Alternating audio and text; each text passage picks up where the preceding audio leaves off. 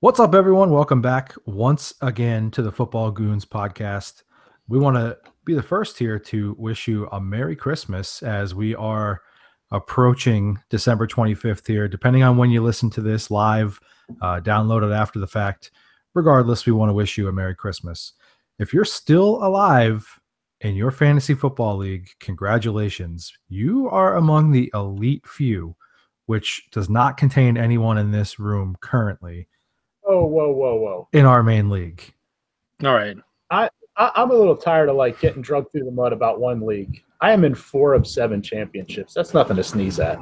No, and I think that we kind of look at things through the microscope of our league because we're so competitive with each other. So I guess that's kind of where I'm coming from. But regardless, if you're still alive in any of your leagues, congratulations, because we all know that it takes quite a bit of work to get to that point. We've got lots to discuss this weekend. We're going to get into all of it. But as I mentioned right out of the gate, it is the week of Christmas. So begs the question, what is the greatest Christmas movie of all time? Christmas Vacation. That's too long of it. That could create a serious debate that we're not actually going to get into any football stuff. This is the fun stuff. I like Christmas Vacation. I always have. I don't know why. I can respect it, and this hurts me to say, I'm an Elf guy, and I don't like Will Ferrell at all. That's funny because I love Elf too. But it's so funny. I really do love Elf. I have Elf as number 1, and just kind of weirdly, number 2 for me is I literally just blanked on the name of it. It's the Polar Express, the animated version with Tom Hanks. That movie creeps me out so bad because they're so close between animation and real life that I'm not sure what's happening. It's like going to a wax museum. I'm a big fan of ABC Family's 12 Dates of Christmas starring Mark Paul Gosselaar. We have to. That can't be a part of this conversation. No. Is there a way to edit that, South? Not live. A crazy underrated one out there is Surviving Christmas. It's a Ben Affleck movie. I remember that movie. Oh yeah, I remember that one. Absolutely hilarious. It's really understated and not well known. If you're listening and you haven't watched it, it's worth your hour and a half. It's a good time. My favorite's still Christmas Story. It's generic, but it's my favorite. God, I was just gonna say, can we all agree that A Christmas Story is the most overrated Christmas movie of all time? I love it so much. And here's why I'm not surprised you love it, and I won't speak for the other guys, but why I used to, but it's more of I'm so sick of it thing. But it makes sense that you would like it because you're a Christmas tradition-y guy. That's true. You love everything about Christmas, yeah. And it's just Christmas Story is one of those things that probably tells your body, hey, guess what tomorrow is? Christmas time. And I'm very not a Christmas guy. So the movie itself is all right, I'm sick of this. It's not that funny anymore. I don't want to watch it. But Elf, always funny. Are you saying we're not that much alike? That's what I hear. It sounds like exactly what I'm saying. Oh, okay. I got it. I'm picking that up now. It was a subtle hint, but I picked it up. Yeah, so I'm going to agree there, and we're going to move on and get into things here. But I think, honestly, when they turned it into the marathon, it just kind of ruined it for me. It's just too much. So sneaky underrated, and I've been pushing this for years, that one of the greatest Christmas movies of all time is Rocky IV. Not a Christmas movie. It absolutely is. Come on. It occurs over Christmas. But that doesn't make it a Christmas movie. It has nothing to do with Christmas. Oh, it has everything to do with Christmas. Not only does the Christmas spirit penetrate the whole movie, but he ends the Cold War in Siberia on Christmas. With his kid basically watching at home and the whole thing. Deal, you're a traditionalist. You remember that old Christmas, tradition of we beat the Russians on Christmas, right? Yeah, exactly. That happens all the time. I mean, it's up there with Santa Claus, A Christmas Story. We beat the Russians. There is nothing more American Christmas than ending the Cold War, and I'm just gonna leave it at that. All right.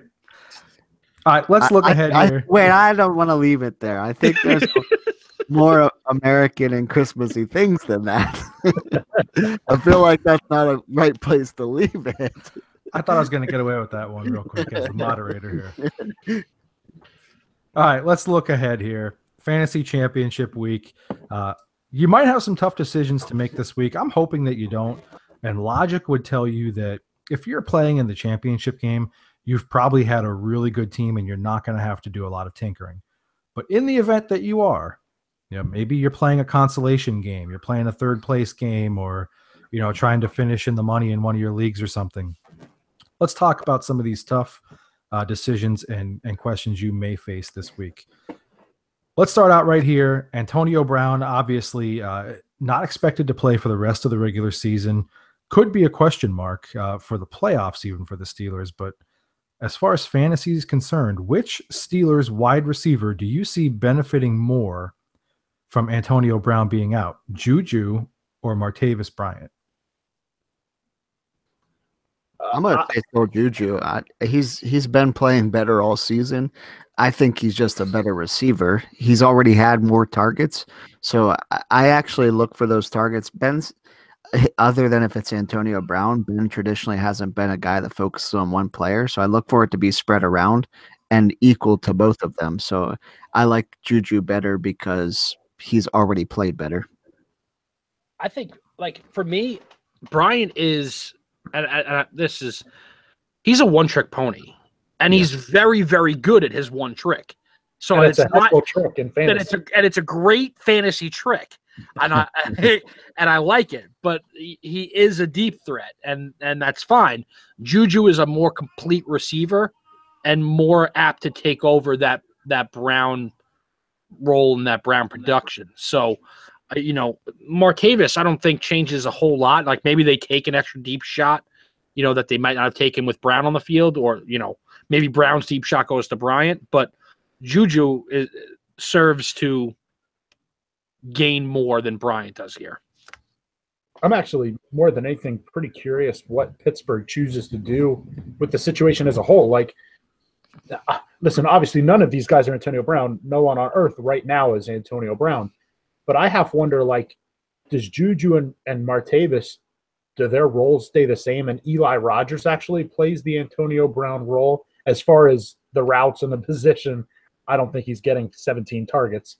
But I'm just curious what they're going to do with it. For me, I have claims in for Martavis in several leagues, and I'm really, really hopeful to get him tomorrow in those leagues.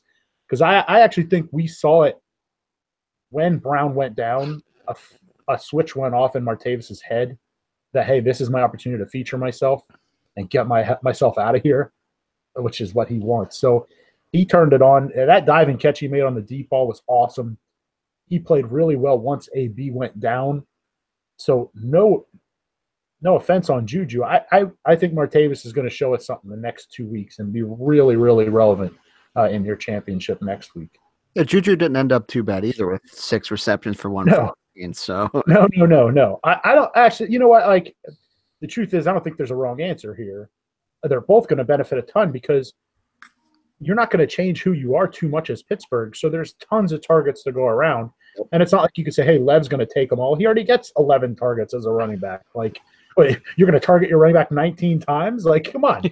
So, it's possible, I guess, But I just think both guys better be in your lineup if they're on your roster this week. That's maybe my ultimate saying here. Yeah.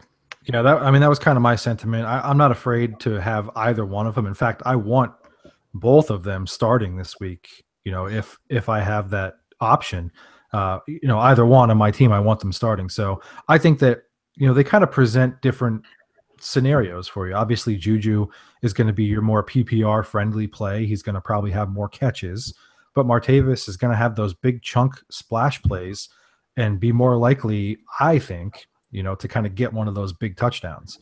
So either way, I don't think you can really lose with either one of them.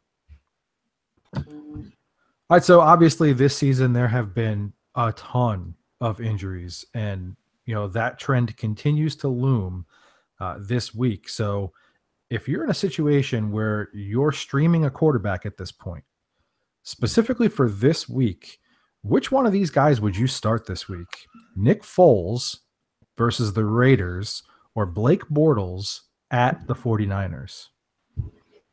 How tasty is it that this is a legitimate question for fantasy championships? It's week 16. Like, I love them both. I can't even pick. I love both matchups this week. Personally, I would take Foles because I want to ride or die with the Eagles at this point. The only reason I might say Blake is we got to see what happens on Saturday night. If the Packers happen to upset the Vikings, I'm not entirely sure Foles plays Monday night because the Eagles will have wrapped up home field. And you cannot. I know it's critical to get him reps, but you can't try to win a Super Bowl with Nate Sudfeld and God knows who as your backup. Like, as silly as it sounds saying this versus where we were a couple weeks ago, Nick Foles is one of the most critical players in the league right now. So they've got to save him. So watch what happens Saturday night, but that matchup against the Raiders at home is awesome. He threw 7 touchdowns the last time he played the Raiders. Just saying. Yeah. Look, the Raiders secondary is just dreadful. It's not good at all. So I agree that I would lean in his direction based on the matchup. If everything, kind of goes as we expect it and the Vikings handle their business against the Packers, the Eagles are going to need that game in order to try and clinch home field throughout the playoffs. So, that's a very important part. The thing about the 49ers is that it seems like over the past couple of weeks, they're really keeping games tight. And I know the Jaguars are like a little bit of a different monster. You said it earlier. They just kind of like step all over your will. Like you just lose your will to even continue playing against them. They just beat you so much in every phase of the game right now. So actually that is from your power rankings. I stole that thought, which you should check out at footballgoons.com. So, but I don't know. I would sort of lean Foles at this point based mostly on the matchup. I would actually lean towards Bortles on what you just said because I do think San Francisco can keep games tight now, and I think that means Bortles is going to throw a lot, and that's gone well for him pretty much all season, pretty much for his career, especially garbage time. So if San Francisco's up by a lot, I mean, Bortles could throw for 500 yards, but if they're down too, I think that he could just keep throwing too. So I think Bortles is going to throw, which is why I like him more. I refuse to. I don't want Blake Bortles to do well. Yes, you do. It's your quarterback next year. I am going to lose it on the three of you if you do not stop with this Blake Bortles to the Jets talk. So I got you a custom Bortles jersey that's on its way for Christmas. Are you going to hate that? If that jersey comes to my house, I'm going to live Facebook video myself driving to your house. It's going to be a 2-hour video of me seething the entire way there, and then I'm going to knock on your front door, and when you open, I'm going to punch you in the face. It's going to happen. So you know what? You know what? If you're a listener right now and you want to see that video, go ahead, send me that jersey. See what happens. Yeah, I was going to say, deal. I'll split that cost with you and send it to Ralph's name. Would that instantly become the greatest Christmas movie of all time? I'll PayPal you right now. That would be the greatest Christmas movie of all time. Oh man! So I guess you're going Foles, Rock. No, I'm going Blake Bortles. No, I mean, you know what? We joked about this last week, and we talked about this last week. Blake Bortles, his floor is 20 points now. We've been joking about it for a while. And like, listen, I think San Francisco can keep it close, but the Jaguars, Blake Bortles is so good because the Jaguars defense is so good that one, the turnovers give them the ball in short yard situations, which means points. You know what I mean? So right away, you're playing with a short field, so the yardage might not be there, but the opportunity for scores are coming in buckets for Bortles. And they're jumping out to leads and they're just keeping their foot on the gas, which is what you want a team to do. Now, listen, no offense, guys, but after watching last week, I hope the Eagles can tighten up their defense before the playoffs. But, if we see another shootout, Foles could have that type of game again. You could have but like, I don't know. Like, I think they, especially if like Miles said, if the Vikings lose and it's pretty much wrapped up, done deal, they may just take a step back and say, all right, we're going to play super conservative here.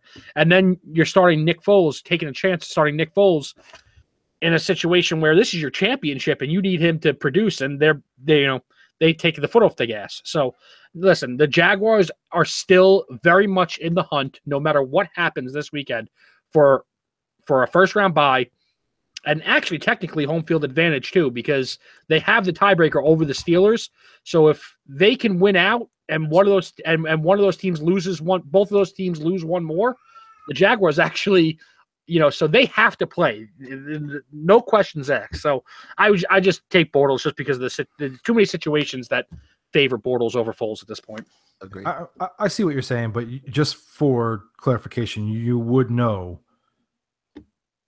basically before you'd have to decide on the two, what the situation was depending on the Vikings game, because they are. Oh yeah, playing. no, I know they play Saturday, but I'm just saying, like, at least you have that luxury to wait until the last minute. So it's a fun decision to kind of have right now, looking at the way things have shaken out throughout this season. So, all right, let's talk about some things that have not been so great in 2017.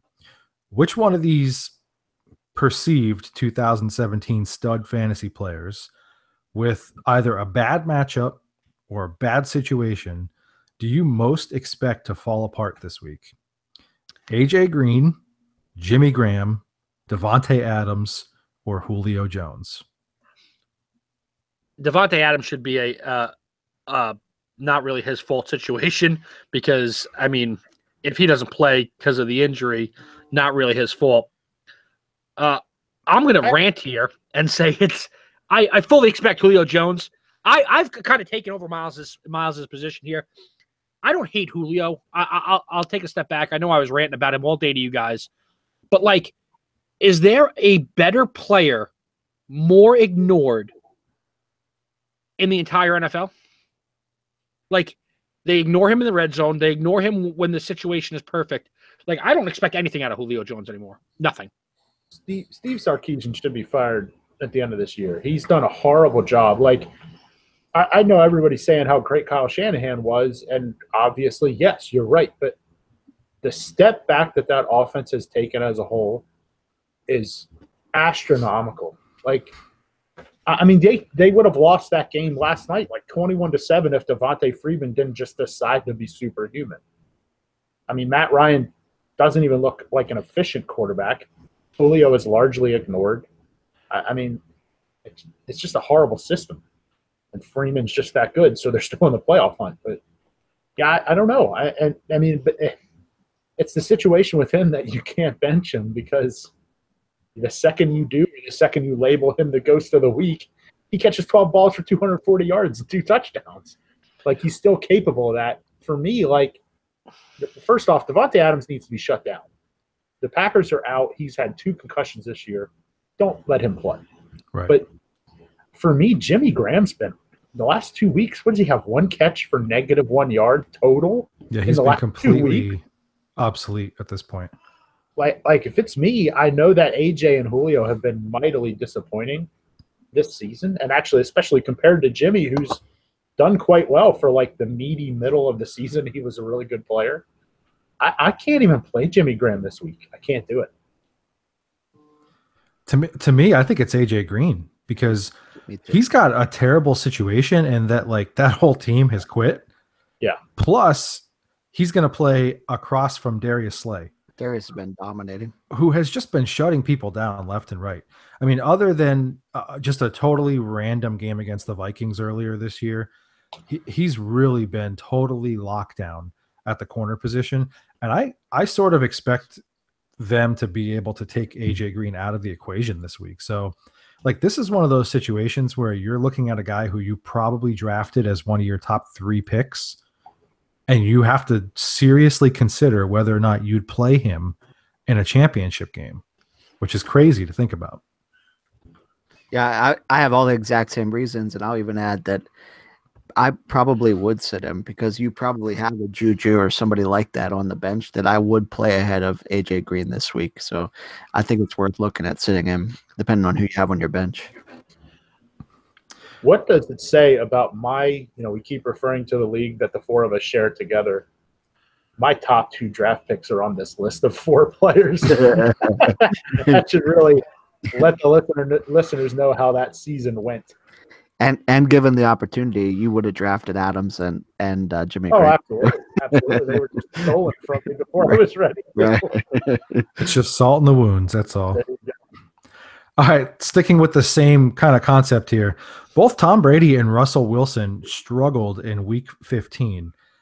Would you consider sitting either one of these guys, or is it just totally unthinkable? I mean, I'm seeing a growing movement on social media and in fantasy forums of people who are talking about sitting these guys this week. I mean, is this insane? Yeah, it's insane. Yeah. Like, you die with them. Like, first off, if you're in the championship with either of these guys based on last week, like the rest of your team is loaded. Right. So good job. But there are certain positions I think, like, I don't agree with Deal about AJ Green. I would play him this week, but more as like understanding he's got to be my receiver 3 or something. But like at quarterback, I'm not messing around right now. Unless you happen to be lucky and like maybe you ended up taking Cam as your backup because he slid in your draft. Well, I like Cam this week, so then fine. But if you're going to start, like we talked earlier about Foles or Bortles, no. You don't want to be the guy that lost your championship and thinks about it for 8 months because you started Bortles over Tom Brady. Or you didn't make it because you started Josh McCown over Dak. Correct. That's an option too. That is an option. Yeah, this is insane to me. I couldn't believe how many people I saw commenting, on a question that was out there about this, basically about how they weren't going to play Tom Brady this week. And then to further that, I thought I was in like Bizarro World or something. People started saying the same thing about Russell Wilson. These are 2 guys that, like, you have to trust that at this point in the season that your studs are going to carry you when it matters. Now, I understand the frustration. I lost a semifinal last week mostly because of Russ, and I got into a championship in another league mostly because of Russ. So it was like, pick your poison. Which one do you want to survive in? It just worked out that way. I could understand frustration, but do not abandon these caliber quarterbacks at this point in the season. You just can't. I think it's important to note too, like, look at the matchups. Like, Brady generally throughout his history has destroyed the Bills. So why, He didn't earlier this season though. Yeah, the Bills have been tough, but He had a terrible game against them earlier this season. I'm with you on Russ. He's playing Dallas. Yeah. Why am I scared of that? I know Zeke's back, but Russ doesn't have to play Zeke. All right. Indoors, no elements. Yeah. It's an ideal situation for him. So you just hold tight on these guys. You just have to hold tight. Fight your urge to sit them. All right, let's have fun with this question here. Looking ahead to 2018, is Kenyon Drake a starting running back next year in the NFL, number 1? And if so, where does he fall among your running back pre-ranks if you had to throw it somewhere right now? I promised myself, like last night, well, 1,000 times this season, but especially last night, I think I even proclaimed it, that I would not be saying anything about my own fantasy feelings because I felt like it sunk my season this year to you guys.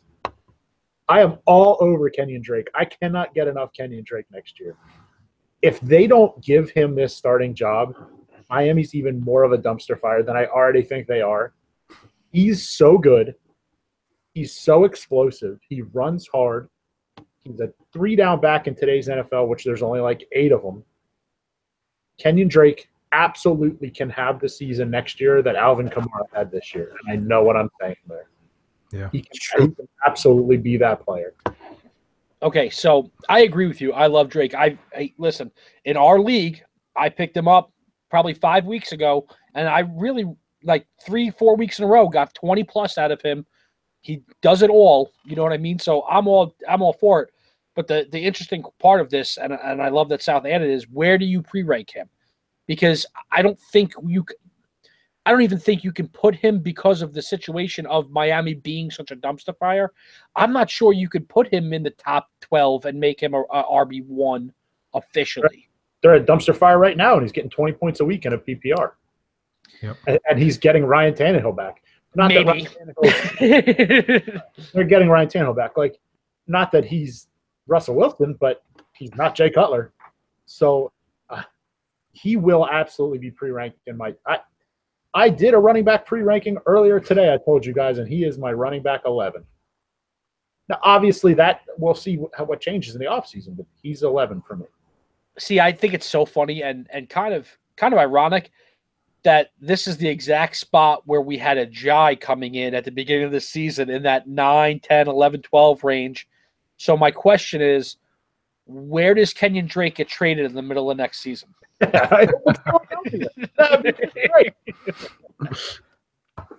Listen, I'm going to say this right now, and I understand, that it's early, and I understand that I like to make these big splashy comments. Don't do it. I mean this with all my heart. Kenyon Drake is a second-round fantasy pick next year. We agree. Absolutely, a second-round fantasy pick. All right, that's not as bad as I thought you were going to do. In what size league? In a 12 or 10? Not an 8.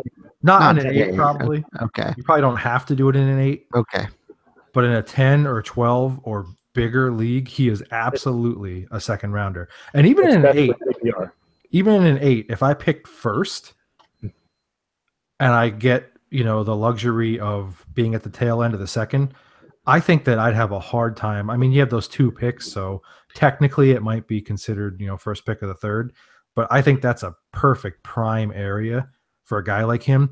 And Miles gave the Kamara comparison, which I think is actually even more generous than what I was going to say, because I don't see any reason why he can't have Kareem Hunt type production next year without the drop off. I don't see why. He's got the same basic skill set, and I think that he's going to have every opportunity for the volume as well. Well, first I want to say, if I draft number 1, I'm going to draft him beginning of the 3rd round just to prove you wrong. So I won't take him in a second. But I'm not far behind you, Miles. I have him number 12 right now. And I mean, these last 3 weeks, he's dominated. Even this past week against Buffalo, who's been really good. He only rushed for 78 yards. He had a touchdown, but he still added 35 yards receiving. Last week, he had almost 200 total yards. So if they don't keep him as their lead back, they're crazy. And if you don't have him in your top 15, you're crazy. It's definitely a thing where, like, we all sat here, what was it, week 6 or 7 or whenever it was that the trade deadline was, and we're like, what are the Dolphins doing? Well, now we know why. You can afford to trade Jay Ajayi if someone's going to give you a 4th-round pick for it. That's not a lot to get, but they knew what they had. Yeah. It baffles me that Damian Williams is even sort of a thing. Yeah. But they knew what Kenyon Drake was, and that's why you could move Ajayi. It's not because Ajayi sucks or because he's a grumpy guy in the locker room. It's because, hey, Kenyon Drake needs to be featured. Let's get what we can for Jay. And to tout us a little bit, we knew what Kenyon Drake was coming out of college. We were talking about him then. So do you think the Dolphins feel that Drake is better than Ajayi, or just that the value you can get in Ajayi was too good to pass up, knowing that you have a stud behind him? I think both, but I also think they know that Ajayi is falling apart too. They know that he's not healthy. Yeah, I think they just knew that, they were getting basically a 3-down back, right? A young guy, almost no traction issues, on his tires, so to speak. Right. So, you knew that you had a potential special player. And after you're watching kind of the way that teams are using the Kareem Hunts and the Alvin Kamaras and, the Lev Bells of the league, who are that dual threat player, you have to kind of be salivating at the prospects of what you can do with a player like this. So, I think I trust enough that Adam Gase is going to be smart enough to make him one of his main priorities on offense. So it's just funny because, like, you never would have figured that, like, week 5 or 6 of the season, we're talking about Kenyon Drake as like a prime 2018 fantasy draft target. And it just goes to show you how quickly things change. So one more thing on the Dolphins end of this. the other reason I think you can trade Ajayi is sort of what Deal was saying, not so much the broken down Jay, but just the tread on the tires. Like, they ran him into the ground last year, and he was everything at Boise State. But you have Kenyon Drake touched the ball in 4 years less than 300 times at Alabama. So, like, you're sharing the backfield with Derrick Henry. He is fresh. That was half a college season for Ajayi. Right, exactly. So, good move for them. All right, guys. Well, before we move on here, it is time to talk about not only our sponsor, but who we would consider our friends over at Gorb. That's GHORBH if you're scoring that or spelling it at home. And I don't know if you guys are like me, but I've noticed that this is like a movement that is really just taking over social media. It's all over Facebook. It's all over the Twitter. It's all over Instagram. Everywhere I look, I see people are hashtagging and talking about Gorb. And it's awesome because not only is it a really nice line of apparel for guys, girls, kids, everybody, all these accessories that you can get, but it's a constant reminder that in life, you've only got two choices. You could either decide to get hungry or be hungry. And that's what I like about Gorb is that everybody is showing how they're approaching it, how they're getting hungry. It's not just about, trying to look good and model it in your picture, but everybody's kind of reverberating that message down the line at a time when, quite honestly, there's a lot of negativity out there. So it's a positive message. Everybody looks good. Everybody feels good. You've got to check it out. GHORBH.com. All kinds of great apparel, all kinds of colors, designs, fits, all different stuff, men, women, kids, apparel, everything you could possibly need. If you need a last minute gift idea, I would definitely encourage you to check out Gorb, GHORBH.com. Check it out today. All right, guys, let's talk about some NFL stuff that is kind of bubbling up to the surface right now. Not necessarily just fantasy related here, but just NFL overall. And I think one of the things that we have to give a little bit of discussion to here is Jimmy Garoppolo really this good? Yes. Do you care to elaborate? If you would read the power rankings, I like Jimmy. I do. But the truth is, he's led 3 touchdown drives in these wins. Now, they're winning games, and partially because Robbie Gould is like a god right now. Yeah, well, that doesn't matter because it's all about the scoring, right, Rocco? Yeah, field goals greater than touchdowns. So, I guess what I'll say is pump the brakes on like calling him this good. I think it's a nice perfect storm that he is solid, and the Niners are really starting to get what Shanahan's trying to do. From all accounts, it's a very difficult playbook to master. So to expect them to have it in September is ridiculous. But now they're getting it. Yeah, he's good. I don't want this to come off as I'm not a Jimmy fan. I've been very clear that I think this was a brilliant move by the 49ers. I think it's one of the best moves we've seen in a long time to grab this guy and give him the year to learn before they're ready to win. I love that they're all buying in and winning games. But the truth is, he really needs to step up his touchdown game because guess who's going to win that division? The NFL's #1 scoring offense in the Rams. If you want to win that division, and listen, this isn't 38-year-old Kurt Warner and aging Marshall Faulk. This is second-year Jared Goff, third-year Todd Gurley, rookie Cooper Kupp. Yeah, this is a young Rams team. You're going to have to learn to score more than field goals to beat the Rams. I do think he is really this good, and I think that yes, it does hurt that he's not finishing drives in the end zone, but I mean, he really does not have the team around him. Like he's making Garrett Selleck, Marquise Goodwin, the second best Selleck in the league, Marquise Goodwin. Like he's making these guys look like all-stars out there. You know what I mean?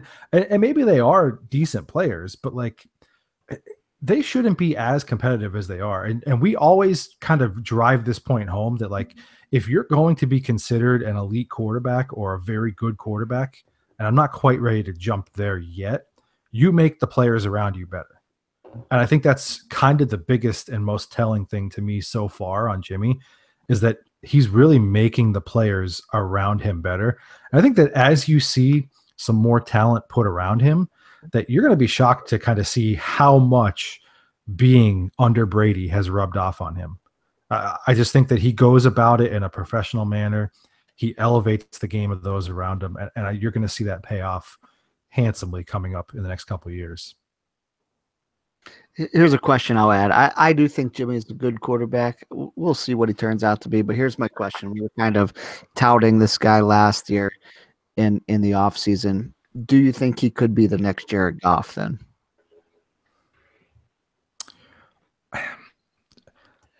I don't know about that because I feel like Jared Goff, I think Jared Goff has a higher ceiling. I think that Garoppolo is going to end up being Jared Goff this season. I mean, yeah, I think so.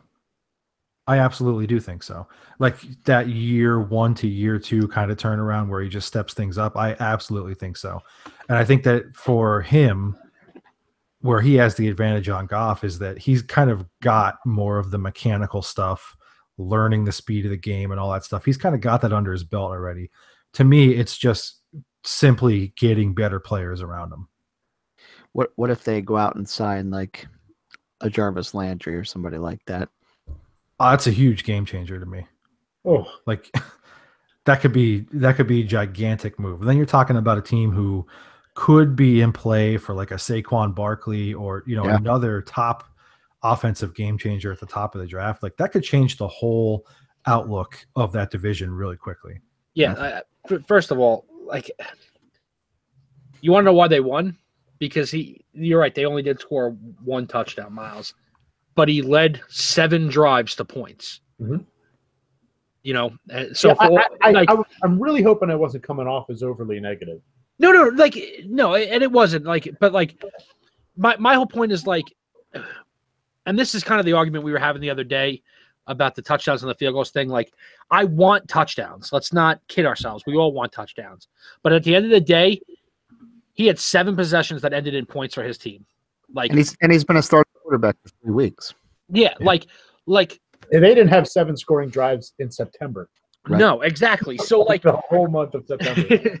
So I guess my point is, I mean, some people like Carlos Hyde and Matt Breida, they're average backs in the NFL.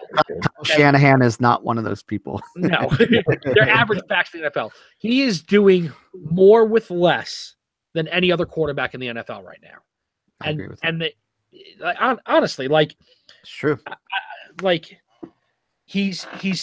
They won 3 straight games from a team that couldn't win a game, 2 months ago.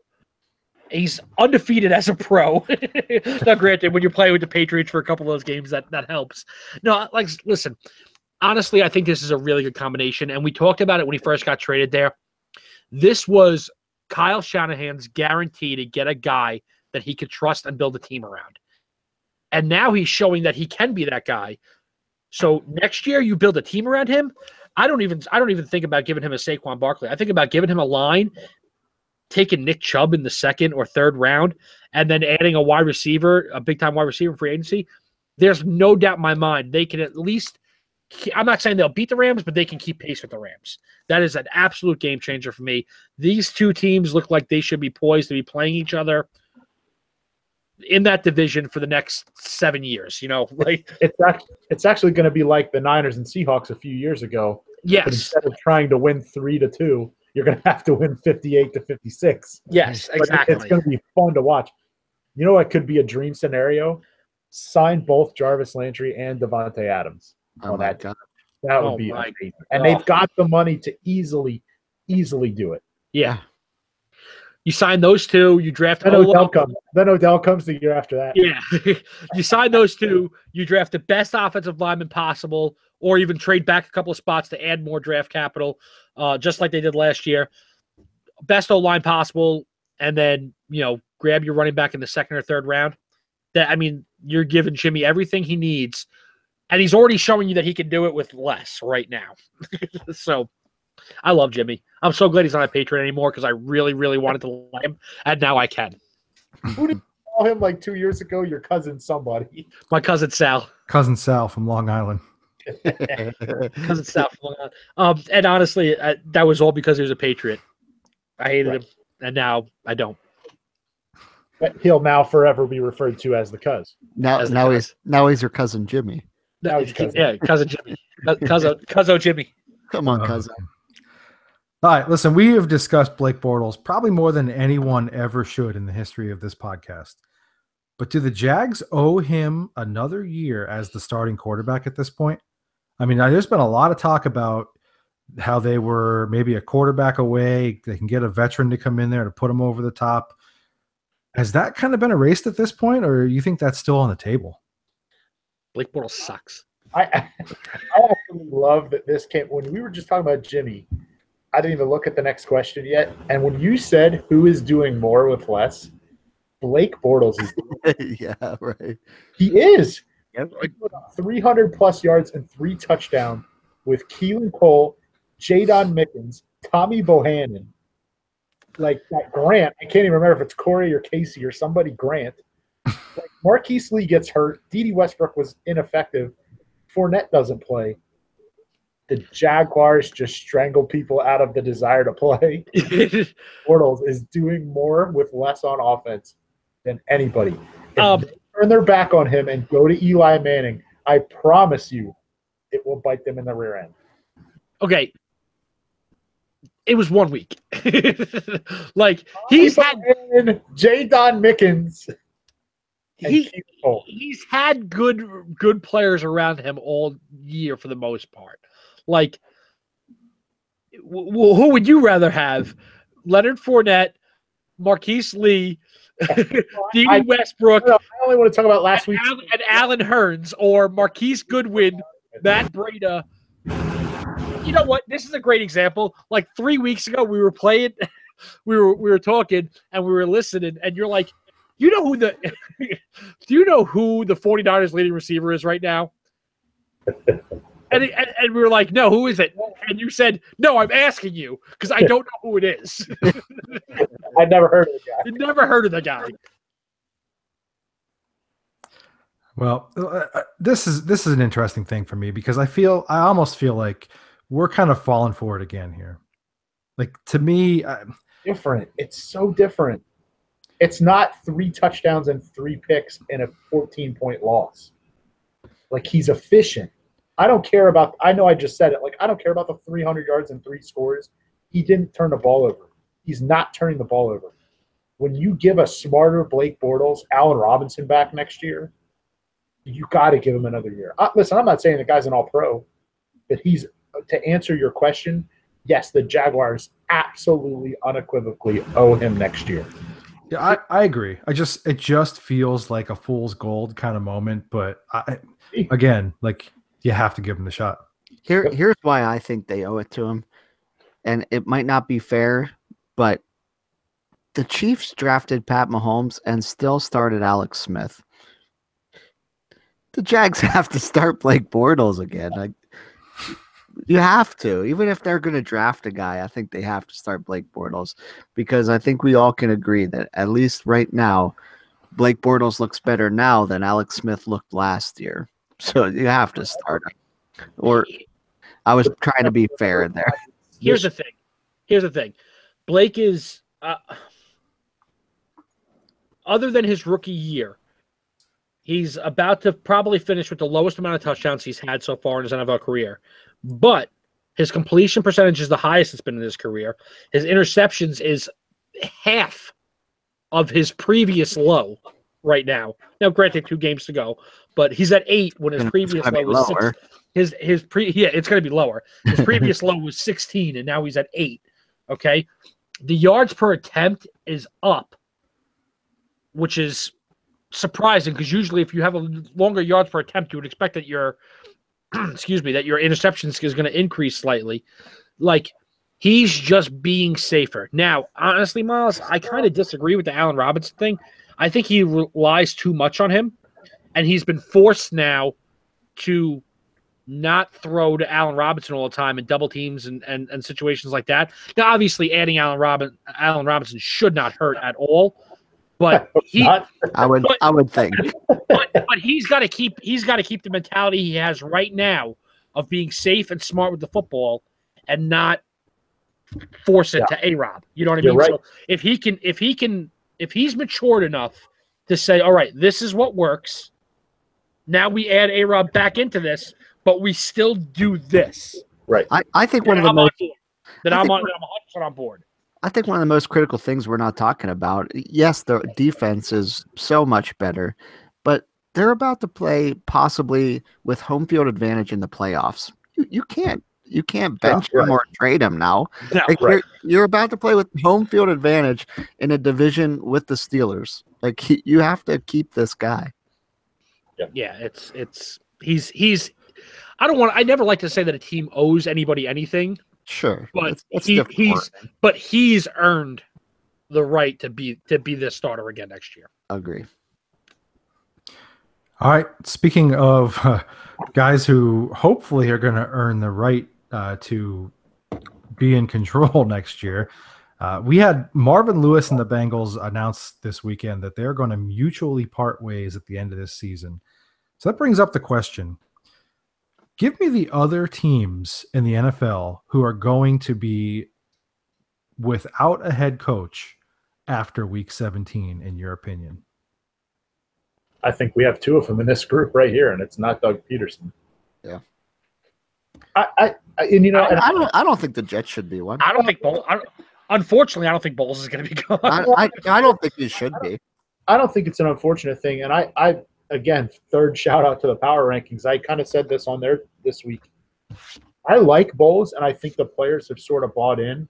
But I just feel like they have such an atmosphere of losing that he's allowed to happen.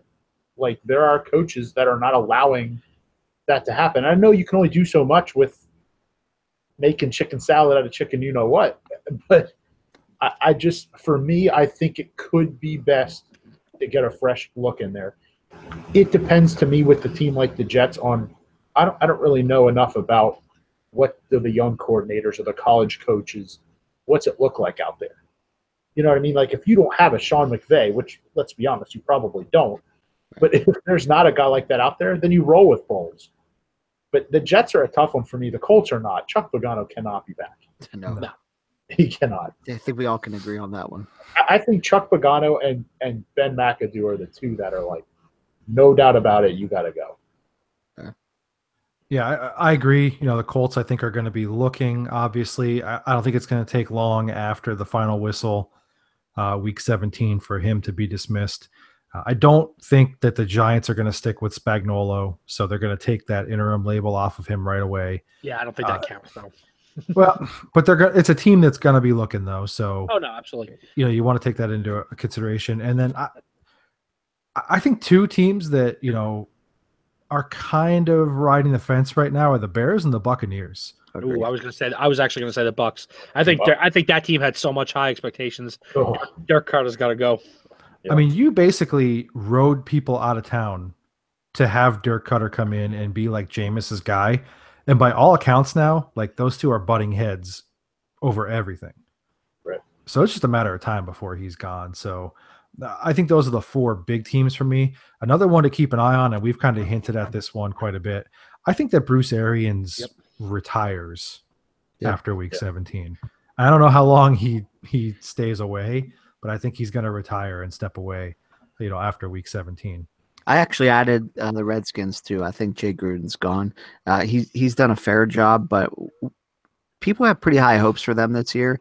And Dan Snyder hasn't been known to be patient with head coaches, so I would be surprised if he's not gone as well.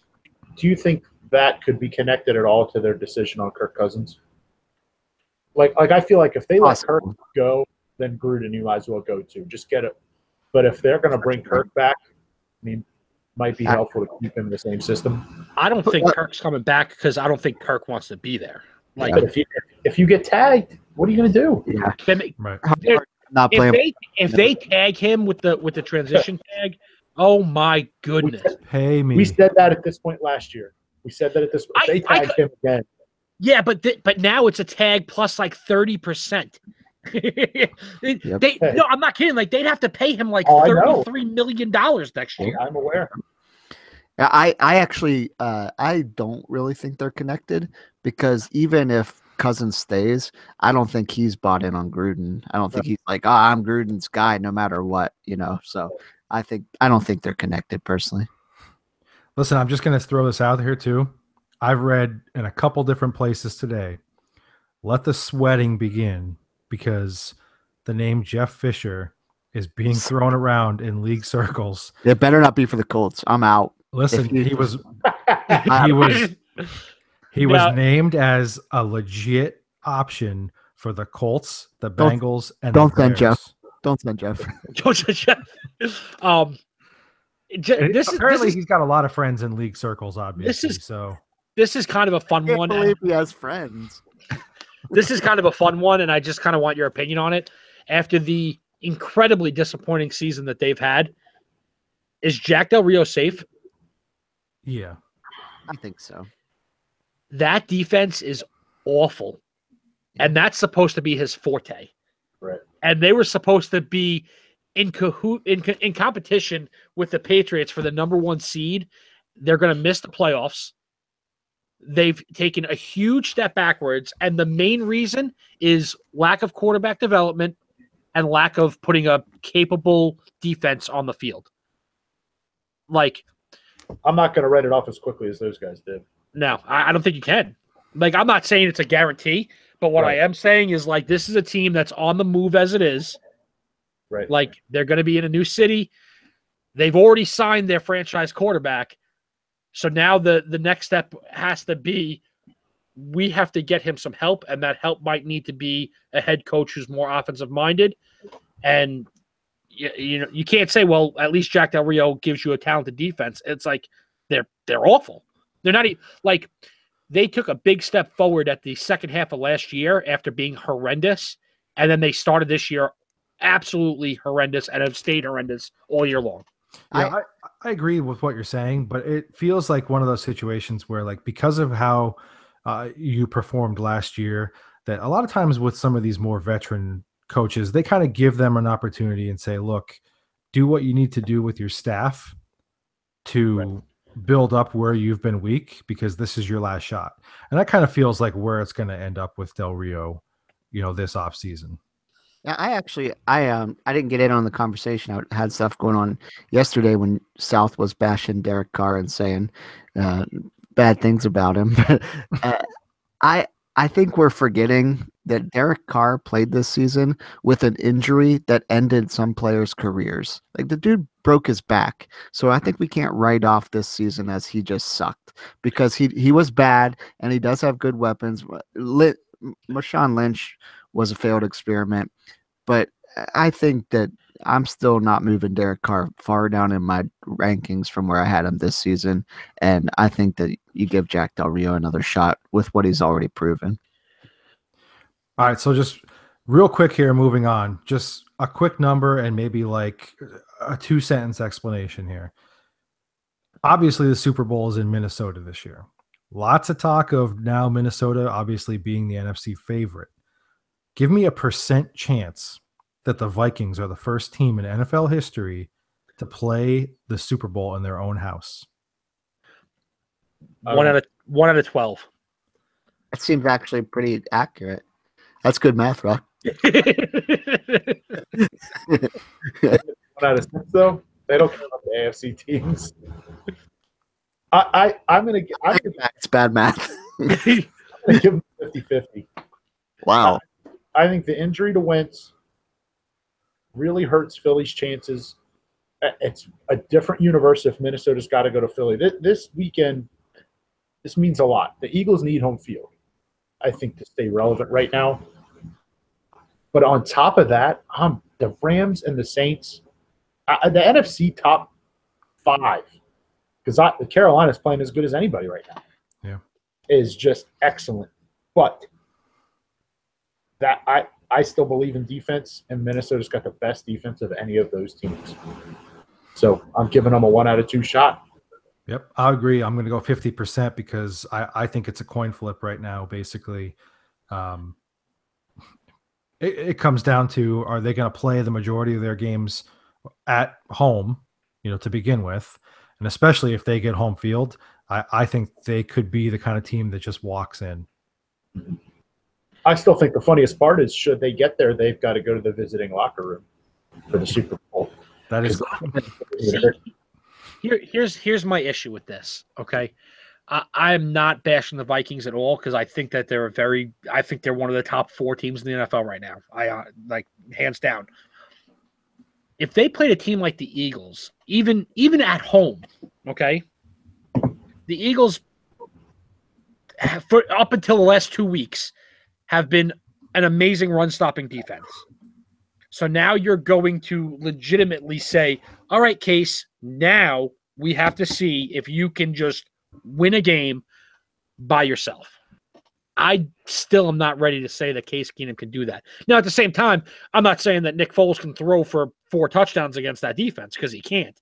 But I don't think I've seen the Vikings play a close game where it was all on Case. So that part of it, to me, I would probably say, I'm going to say 40% chance that they do it. I'm going to go 60-40. I can't go 50-50. I actually like them. I mean, I've been down on the Vikings all year, and I've been wrong. So I should probably be wrong on this one too. But I actually like them the least of all the NFC teams. I still like the Eagles better, because the only thing that changed really went from Wentz, which is a huge downgrade. But I still like Foles as much as Case Keenum.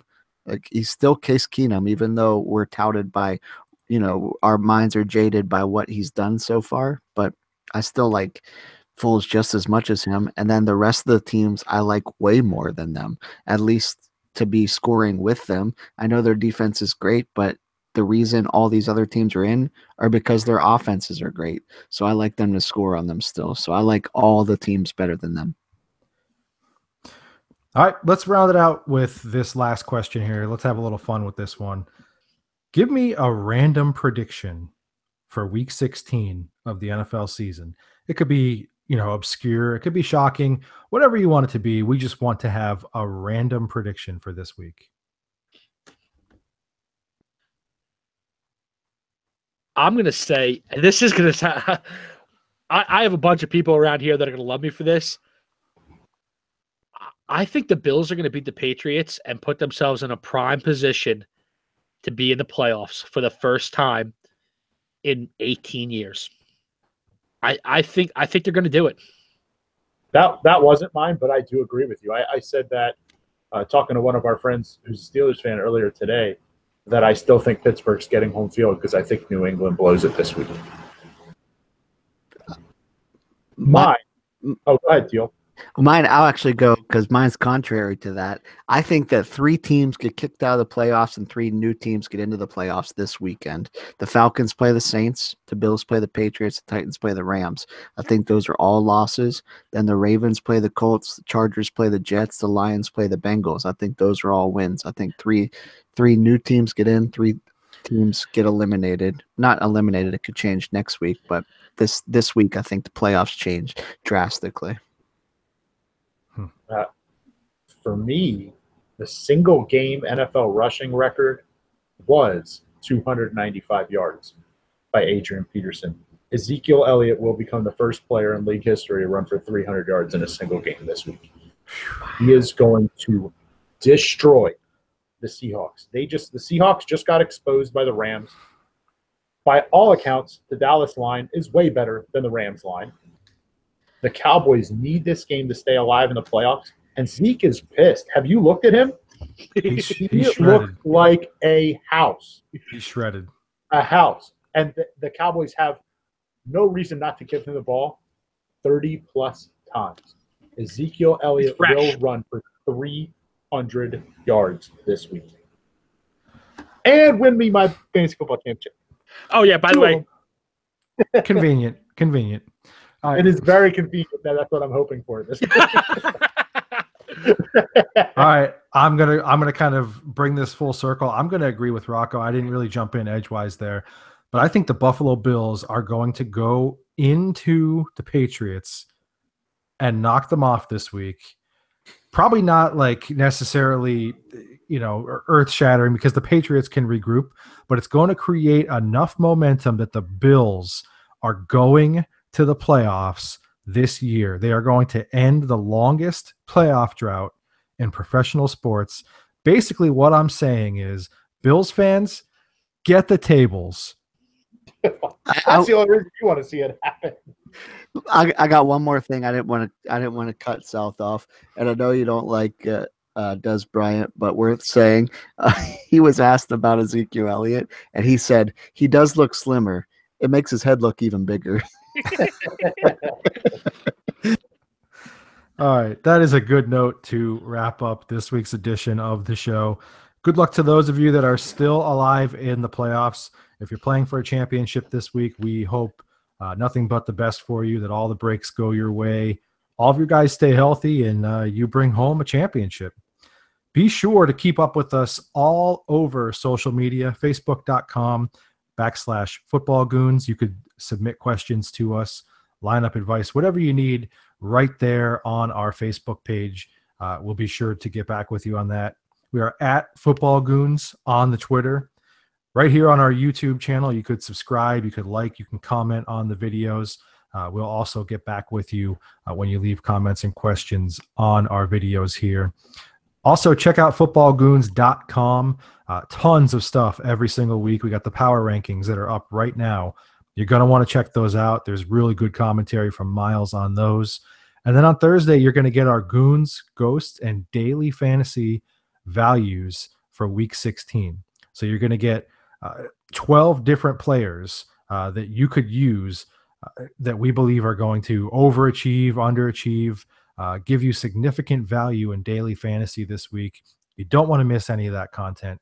You can sign up for our email newsletter there as well, and we will send all of our weekly content right to you in your inbox every single week.